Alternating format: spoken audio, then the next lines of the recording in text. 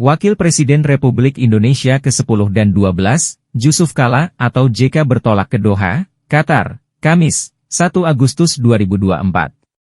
JK yang didampingi Menteri Hukum dan Hak Asasi Manusia Republik Indonesia 2004 hingga 2007, Hamid Awaludin, terbang menggunakan pesawat komersil Qatar Airways.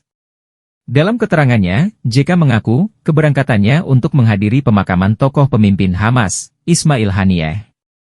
Kehadiran delegasi Indonesia juga sebagai harapan dari rakyat Palestina. Ini memenuhi harapan agar mengirimkan delegasi Indonesia ke sana dan kami diundang menghadiri pemakaman almarhum Ismail Haniyeh, kata JK di Bandara Soekarno-Hatta.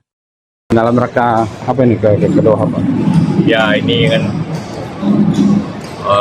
memenuhi harapan mereka di Palestina agar Indonesia mengirimkan delegasi ke sana dan kami diundang untuk menghadiri pemakaman almarhum Ismail Haniyeh.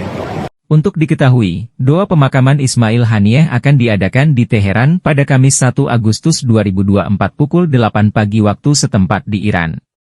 Jenazah almarhum kemudian akan dibawa ke ibu kota Qatar, Doha usai disholatkan pada Kamis. Sementara salat jenazah pemimpin Hamas Ismail Haniyeh akan diadakan di Masjid Imam Muhammad Ibn Abdul Wahab di Doha setelah sholat Jumat. Selanjutnya Haniyeh akan dimakamkan di Lusail. Haniyeh diketahui tewas dalam serangan udara yang menargetkan kediamannya di Teheran Utara sekitar pukul 2, Rabu, 31 Juli 2024, waktu setempat. Peristiwa itu terjadi di Wisma Veteran Perang yang dikelola oleh Korps Garda Revolusi Islam, IRGC.